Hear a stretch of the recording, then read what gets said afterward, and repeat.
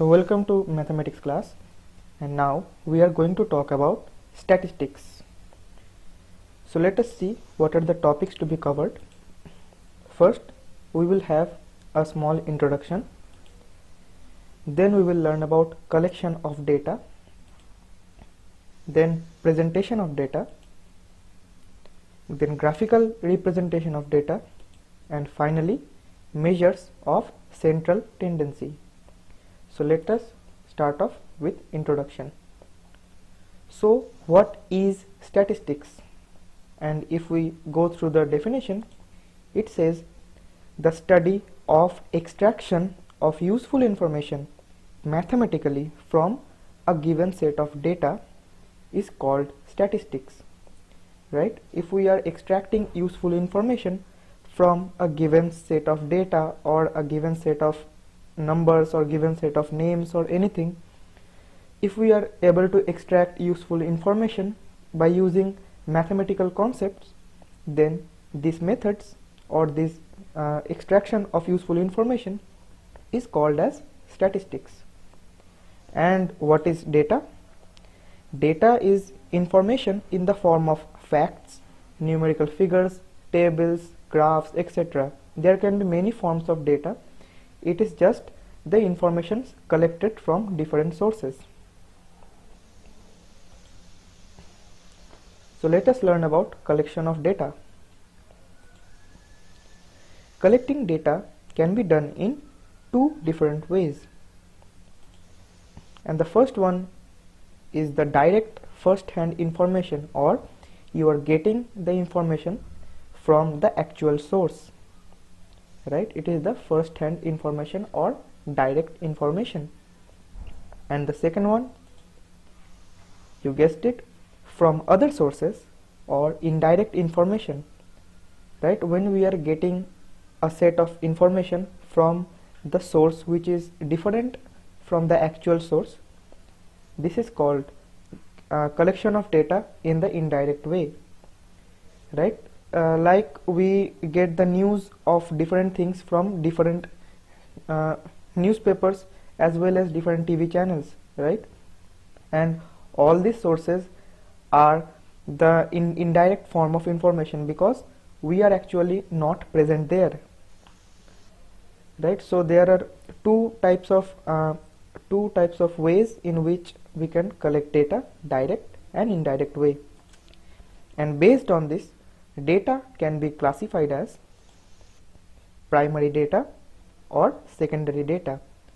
Primary data is obtained by the direct first-hand information, and secondary data is obtained from the indirect sources. Now let's learn about presentation of data. And here we will see why the presentation of data in a good way is very important. First, let us consider the marks obtained by 14 students in a mathematics test as given below. So this is a huge set of marks obtained by 14 students. So from this information, can you guess the highest and the lowest marks just at the first glance? I bet you can't, because for obtaining the highest and the lowest marks, you need to scan through the given data once, right? You need to check whether the number you are thinking is the lowest one is actually the lowest or not, right? You have to scan through the entire data to find out whether it is the lowest or the highest number. But if we arrange the marks in ascending order or in descending order, if we arrange the marks, let's say in ascending order, so easily now you can guess the highest and the lowest marks, and just at the first glance, right? By looking at the data, you don't need to skim through the data. Just you can look at the first number, which is the lowest one, and the last number, which is the highest one. So you can see how we can represent data so that we can extract useful information from it just at the first glance, right? So this is how presentation of data is done, and in the coming slides we will look at different ways in which data can be represented. And let us look at one more term called the range of data, or it is defined as the highest value of the data minus the lowest value of the data, and in this case it is 95 minus 23. Here is the highest number 95 and here is the lowest number 23. So we get the range of data, or the entire list of, or the entire range of the values available, right, from the lowest to the highest. So this is the range of data available to us. Now let us consider one more example to see in what ways can we represent data which contain too many values. Like here we are considering the marks obtained out of 100 by 30 students of class 9 in a school, right? These are the marks given, and you can see these are in a random order. In some places we have a greater value, some places we have a lesser value, right? These are arranged in a random order, and also you can find we have same value more than once. There are different values which are getting repeated. Now if we arrange these values in ascending order or in descending order, we will see that a number of values is getting repeated, right? And it is not very useful to write the same values over and over again, right? Suppose if one value is getting repeated 10 times, you won't like it to write the same value 10 times, right? So there must be a better way to represent such kind of data. Like here we have arranged the individual marks, which are getting repeated also and not getting repeated also, but we have written every number once, and beside them we have written the number of times they are appearing. For example, 10 is appearing only once, whereas 36 is appearing 3 times, 40 is appearing 4 times, 56 is appearing 2 times. Like this, we have not only saved our time by not writing the same data over and over again, moreover, by looking at this data, by looking at the arrangement of this data, you can directly tell how many numbers are there which are getting repeated, right? So this kind of representation is more helpful. And you can see one more term here which is called the frequency, and frequency is nothing but the number of times the same number appears. The number of times the same number is repeated is called its frequency. Like for the number 60, the frequency is 4 because it appears 4 times. And this, from here you can easily say what is the frequency of every number, and thus get how many times that number is appearing in the given list. Such kind of list is called ungrouped frequency distribution table, or just frequency distribution table, right? You can see this data is not grouped, right? For example, if we are considering only 10 marks, for 10 marks we have a specific range of values, for 20 marks we have a specific range of the frequencies, right? For every individual marks we have a specific frequency. So that is why it is called ungrouped or just frequency distribution table.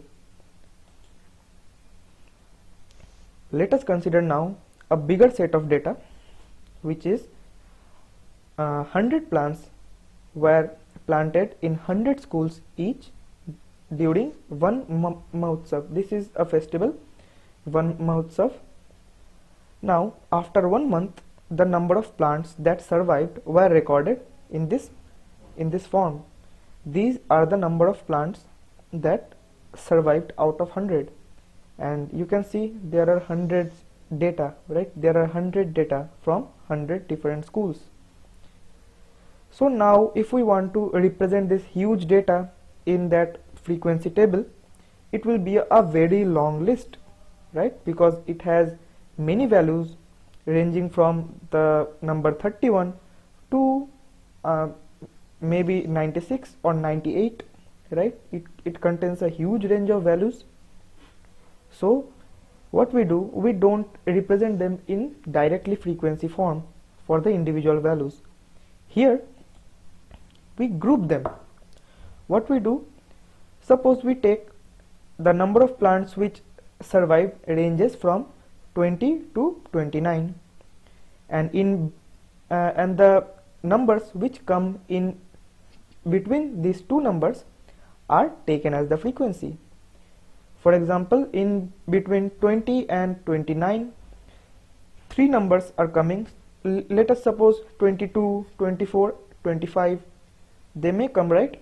The three numbers are now taken as the frequency, or the number of terms which are getting repeated and are occurring in between this given group. The number of terms which are occurring in this given group are taken as the frequency. And now you can see also certain marks are given, which is called here tally marks, and these marks are telling us the frequency also. You can see for number of schools 3, we have taken tally marks 3, and for number 14, now this kind of marking scheme is used. After drawing 4 lines, we strike them off with the 5th line, and this striked off lines is counted as 5. This is 5, right? What we have done, we have written 4 lines for counting 4, and to count it as 5, we have not written one more line, but we have striked off this line. And for the number 6, we will once again write 1, and this goes on. And why is it done? You can see, if we want to check this frequency 23 from the tally marks, we don't need to count the individual marks. For every striked off lines, we count them as 5. Now how many 5s are there? 1, 2, 3, 4. There are 4 5s, so it is 20, and the number of lines left is 3. So we have 23 as the frequency, or 23 number of schools have appeared between 80 and 89, right? So this is how we interpret the given data. Now the groups which are made are called as class. So each of these are a class, like 20 to 29 is a class, 30 to 39 is a class, 40 to 49 is a class, and so on. These groups individually are called as classes. And as you know, these are called tally marks. And I think now you can understand how we are giving the tally marks and why we are giving the striked off mark after drawing 4 lines, right? To represent the frequency, we draw the equivalent number of lines, and for every 5 lines we strike off after drawing 4 lines. And this is called the class size, the difference between the lowest number and the highest number within a class. This is called the class size, or the size of the class. Now for a class, the upper limit is the highest number. The upper limit is the highest number, or till what value numbers will come in that group. And obviously the lower limit will be the lowest number in the group, or the number from which we will start looking at the values so that they fall in that group. So these are the terms which we are going to use in our following slides. Okay, so this is a standard view of the tables, which is often used in different books, mainly your NCERT book. Now you can see all these groups. In all these groups, data is not continuous. Like if we are considering weights in kg, and the number of students having weight in the range of these given values, these given groups. Then we are considering the weights between 31 to 35, but we are not considering the weight between 35 to 36, right? Because weights can have a fractional part, like someone may have weights of 35.3 or 35.6, and we are actually not considering those weights, right? And if we want to make this data continuous, or the upper limit of the first class is equal to the lower limit of the second class, if we want to make like this so that the data is continuous, what we do, here we check the upper limit of any class. Suppose we take this class, the upper limit is 35, right? Upper limit of this class is 35, and we look at the lower limit of the next class, which is 36. And now what we do, we check the difference of these two numbers, the upper limit of a class and the lower limit of the next class. We check the difference of these two numbers, and in our case it is 1. Now we make this number half. So what have we done? We have first taken the upper limit of a class, any class, and then we have taken the lower limit of the next class, and then we have taken the difference, right? We have taken the difference and then made it half. And actually we are taking here for any class, because you can see all these classes are of equal size, right? All these classes have the same range. So this half of the difference will be same for all. So what we do, we add this half difference with the lower limit. We add this half the difference with the upper limit. We add this half the difference with the upper limit and subtract this half of difference with the lower limit. For example, you can see in our earlier classes we had 31 to 35, 36 to 40, 41 to 45, and so on. And now we have 30.5 to 35.5. You can see we have made 31 less by 0.5 and 35 greater by 0.5. So what did we do? We made the lower limit less by the half of difference and the upper limit greater by half of difference, right? And you can see now all this data is continuous, right? All this data is continuous because the initial class is ending at 35.5 and the next class is starting at 35.5 itself.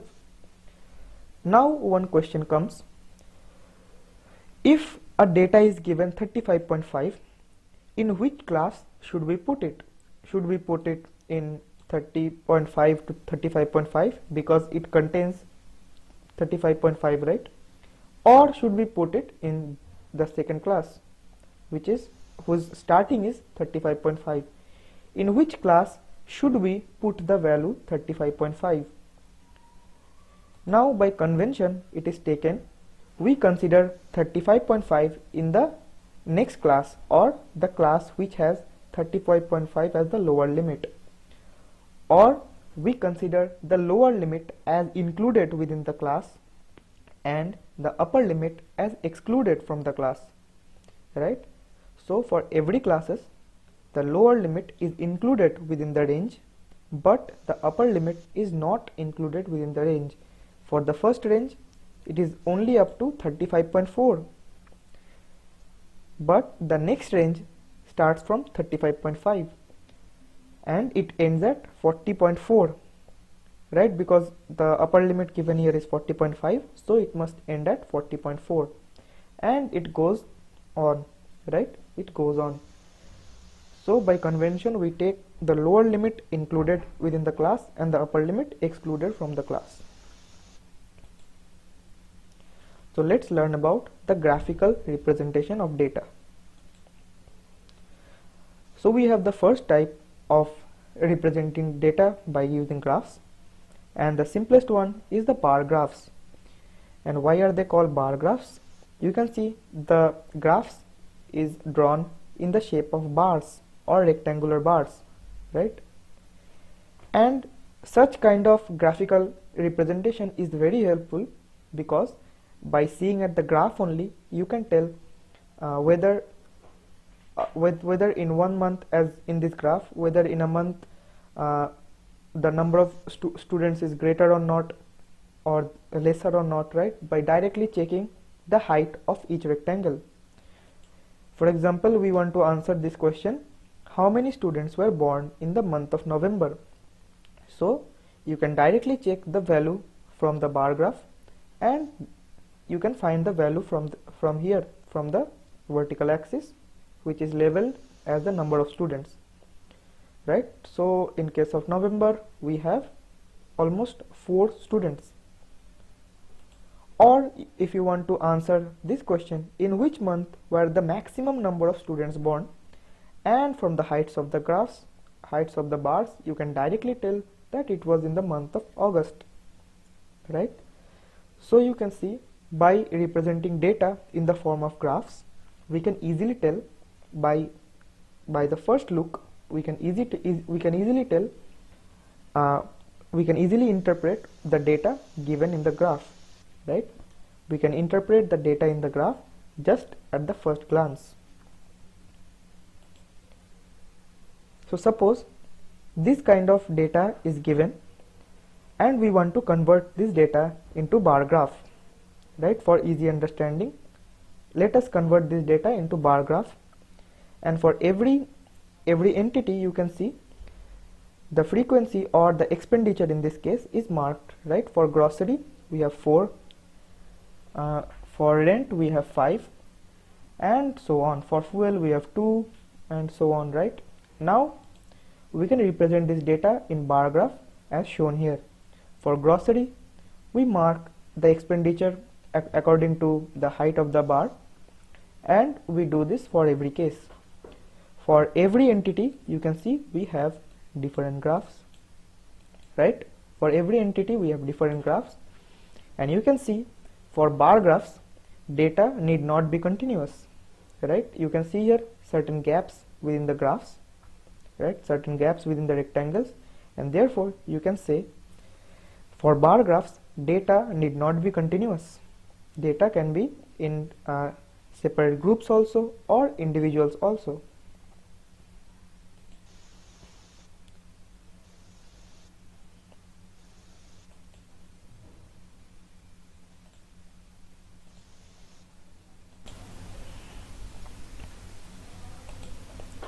Okay, now so let's talk about histogram. Now you can see histograms are quite similar to bar graphs, right? Histograms are quite similar to bar graphs, but one thing you might have noticed that histograms are bar graphs for continuous data. As you can see, there is no gaps within the bars, right? There is no gaps within the individual rectangles. So bar graphs drawn for continuous data is called as histogram. And for histograms we have a special characteristic, which is areas of the rectangles erected are proportional to the corresponding frequencies. Areas of the rectangles erected are proportional to the corresponding frequencies. So here you can see we have a set of data which we had taken in one of the examples earlier. So here we have a data with continuous values in the classes, right? Here you can see one class ends with one value and the second class starts with the same value. So data is continuous. And if we want to represent this data in a histogram, we will do like this, right? You can see for the class range 30 to 35, the number of students is 9, and accordingly you can trace it to the vertical axis, it cuts at 9, right? And for the following graphs, it cuts at the values which is given as the number of students or the frequencies, right? And here also you can see a kink or a bend. And why is this done? Because you can see, if we are looking at the scale of the horizontal axis, if we are looking at the scale of the weight axis, the scale goes as in differences of 5, right? The scale goes with differences of 5. Here we have difference of 5, here also we have difference of 5, and so on. But we are not starting with lesser values than 30.5, right? We want to start the graph directly from 30.5 just after the origin. So what we do, we draw a bend so that it tells us that the graph has been squashed or the graph has been shrinked in that area, right? The graph is shrinked in that area, so this region is not of importance, and this region, which is after 30.5, this is the region of importance, right? So this is how we draw a histogram. Now, if we are given one more set of data which is continuous, but the class range or the size of the class are different, like the first class is given 0 to 20, or the class size is 20, right? The size of class is 20. But for the next class, you can see the range is from 20 to 30. So here the class size is 10. And for the next class also we have class size 10, and the class size remains 10 until we come to the last value 70 and above, and we don't know what the above value is. So let us assume in this case it to be 100. Let us assume the upper limit to be 100. So here 70 to 100, that means for the last one we have the size of class as 30. So you can see the size of class is not the same, but yet the data is continuous. So let's draw its histogram. So this is the histogram we can get after interpreting the data in the graph, right? And here you can see we have started taking the graph from 0 itself, because our readings start from 0. But one thing is not right in this figure. Can you find it out? Is this representation correct? We are missing one rule, that is, areas of rectangles erected are proportional to the corresponding frequencies. Are these areas showing us the corresponding frequencies given in this chart? When you find out the different areas, you can see this area is more than this vertical area, right? This area of this rectangle is more than the area of this longer rectangle, but the frequency of the longer rectangle must have been greater than the area of the bigger rectangle. So this representation is not correct. So how do we correct it so that this criteria is fulfilled? You can see here one thing is given, number of students. Now we will consider in place of number of students something else, so that the graph becomes in accordance to the characteristics of histograms. So let us see how to correct such kind of histograms where we don't have equal class sizes, or the areas of the rectangles don't match with the frequencies or don't correspond to the frequencies. Now the steps to be followed to correct the representations are: the first step is select the class with the minimum class size, and in our case it was 10, right? The first one we had class from 0 to 20, and from next class onwards we had the class sizes of 10. And finally we had class size of 70 and above, which was 30. So minimum class size in this case is 10. Now the second step, the lengths of the rectangles are then modified to be proportionate to the class size. The lengths of the rectangles are then modified to be proportionate to the class size 10. For example, when the class size is 20, the length of the rectangle is 7, right? If we take the earlier example, when the length of the rectangle was 20, the frequency was 7, right? So when the class size is 10, the length of the rectangle must be half of it. And how do we get half of it? We do 7 by 20, or the length of the rectangle with class size 1, then multiply with 10, so that we get the length of rectangle for the class size of 10. And here we have used simple unitary method.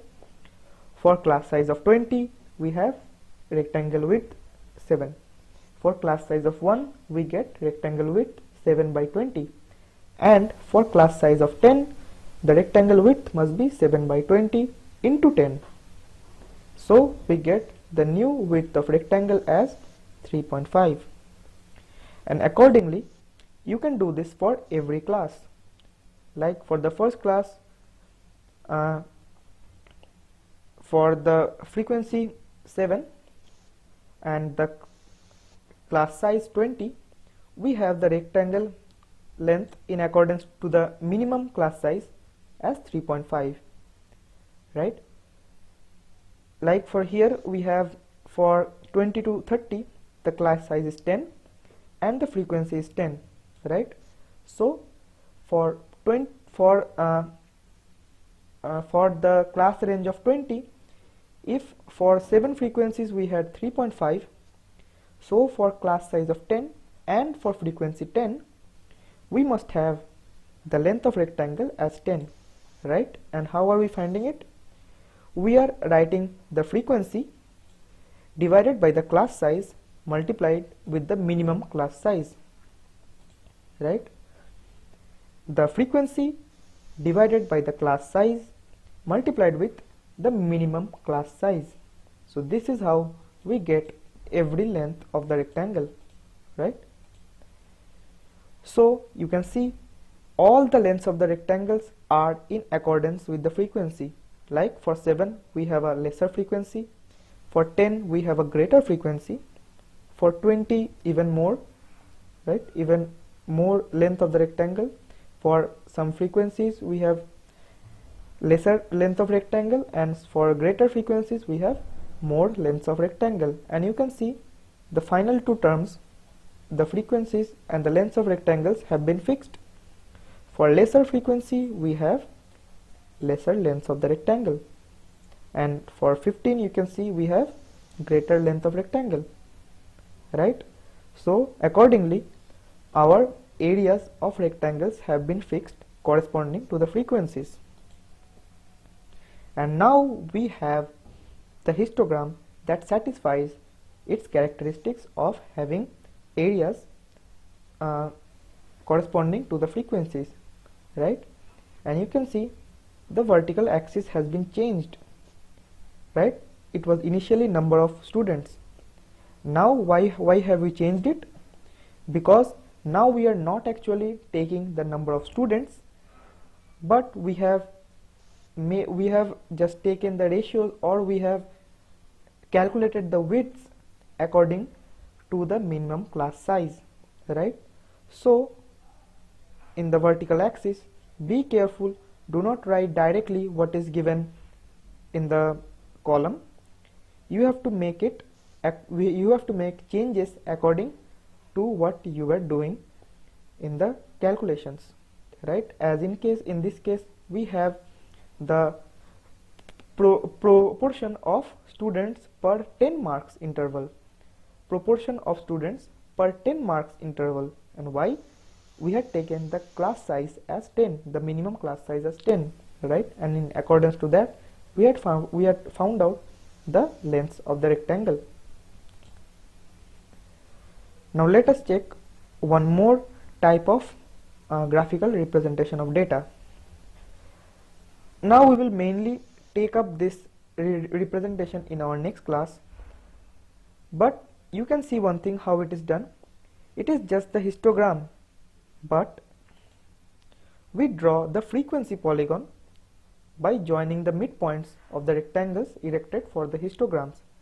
Like for the first one, we have B as the midpoint, then C as the midpoint, D as the midpoint, and so on. We keep on joining them with straight lines, and thus the dotted line gives us the frequency polygon. Now you can see we have ended one end of the polygon here and the other end here, where we don't have any data. Now why are we drawing the polygons up till the point where we don't have any data? Why are we ending the polygons at that point? Now you can see, although there exists no class preceding the lowest class and no class succeeding the highest class, addition of the two class intervals with zero frequency, which is here and here, addition of two classes with zero frequencies actually enables us to make the area of the frequency polygon same as that of the area of the histogram.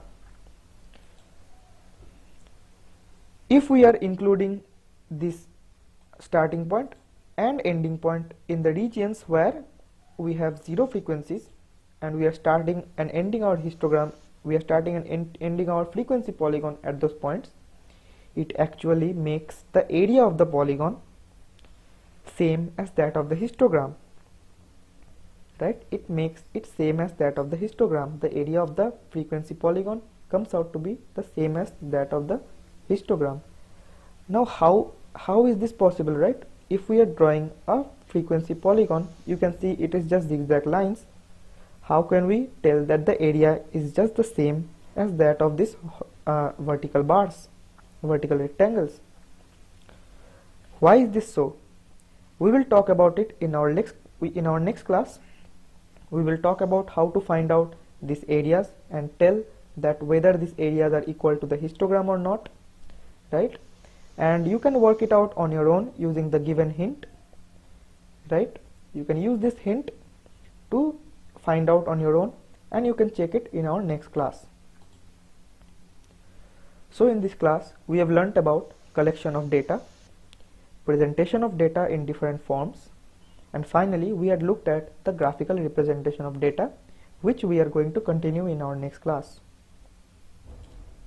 So for better understanding of these topics, you can find the study material at Webcoach, and you can also follow your school textbook. The NCERT books are a must.